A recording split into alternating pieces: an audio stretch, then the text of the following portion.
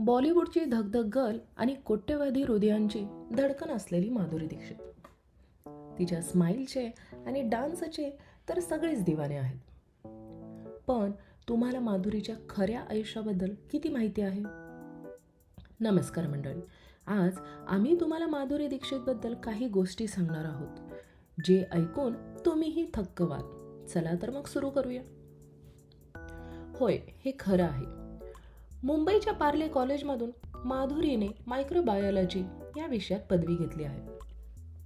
तिला पुढे जाऊन एक मायक्रोबायोलॉजिस्ट बनायचं होतं, पण नशिबाला काही वेगळंच मंजूर होतं. ती बॉलिवूडची सुपरस्टार बनली.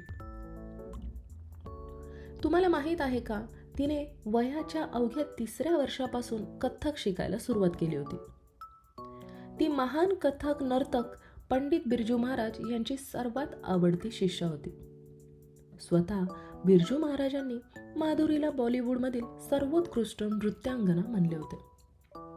90च्या दशकात माधुरीचा बॉलिवूडमध्ये इतका दबदबा होता की 1994च्या ब्लॉकबस्टर हम आपके है कौन या चित्रपटासाठी माधुरीने सलमान खानपेक्षाही जास्त फी घेतली होती.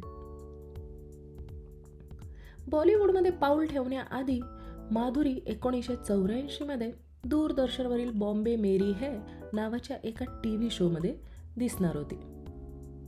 पण या शोच्या पायलट एपिसोड नंतर कास्टमध्ये दम नाही असे सांगून दूरदर्शनने तो शो रिजेक्ट केला होता.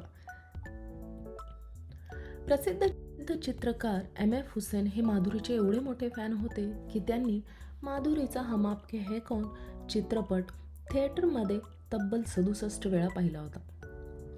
एवढंच नाही तर फक्त माधुरीला घेऊन त्यांनी 2000 साली गजगामिनी नावाचा चित्रपटही बनवला होता.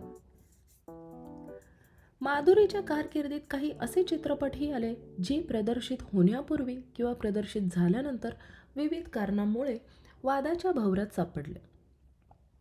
काही चित्रपटांवर बंदी घालण्याची मागणी करण्यात आली. मात्र या सर्व वादानंतरही हे चित्रपट बॉक्स ऑफिसवर प्रचंड यशस्वी ठरले.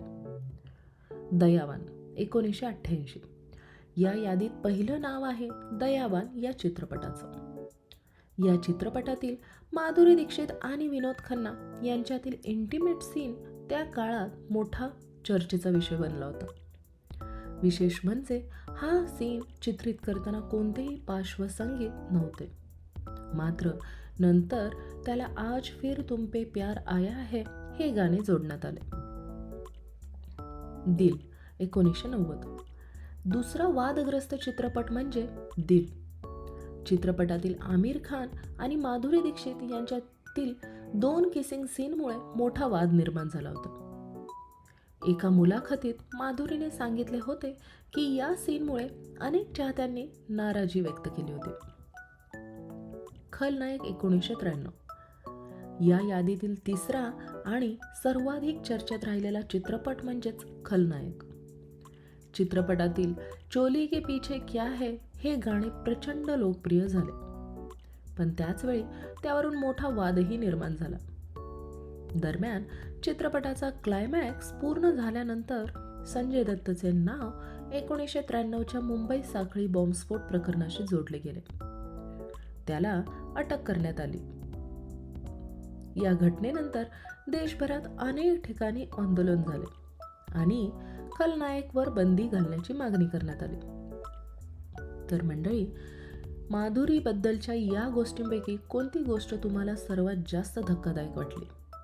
तुमची प्रतिक्रिया आम्हाला कमेंट्समध्ये नक्की सांगा. मित्रांनो, अशाच नवनवीन आणि मसालेदार गॉसिपसाठी आपल्या TV मसाला चॅनलला नक्की सबस्क्राईब करा. व्हिडिओला लाईक करा, शेअर करा, सबस्क्राईब करा. धन्यवाद.